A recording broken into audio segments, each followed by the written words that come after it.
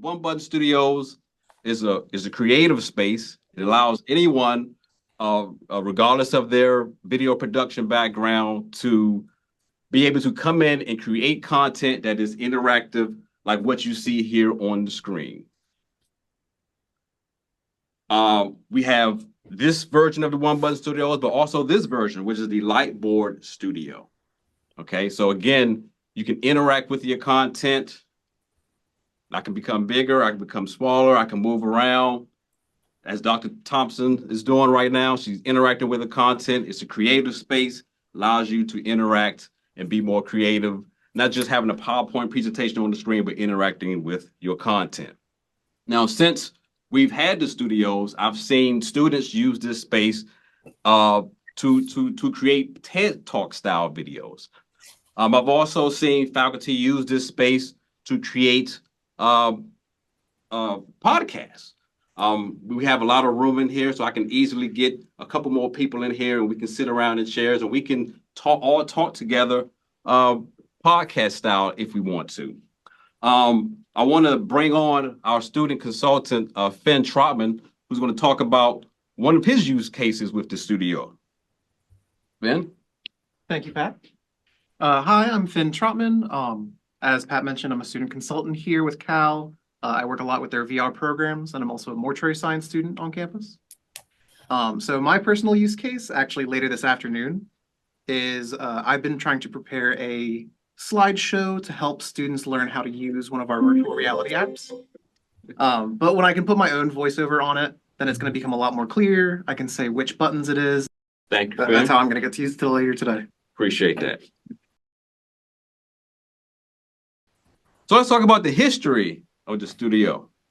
So when I first started here, this is what I was presented with.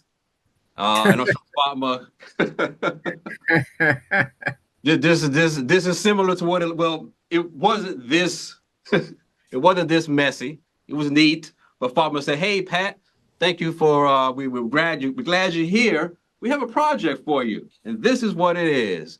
And I was happy to dive right in and get things set up so I can learn more about the studio.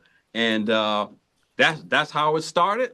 And this is what it looks like now. So on this side here, we have the One Button Studio, and then on the right side we have the Lightboard Studio. So this is where that's where we started. Here's where we are right now. So it's definitely grown a lot since then.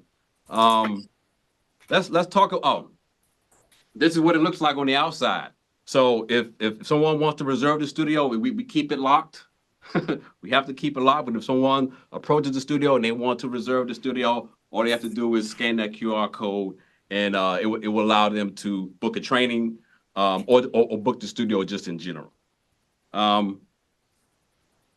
let's talk about updates. So since its launch, the studio has been updated, and I created a short video here to talk about some of the improvements that have been made. So I'm going to share that with you right now.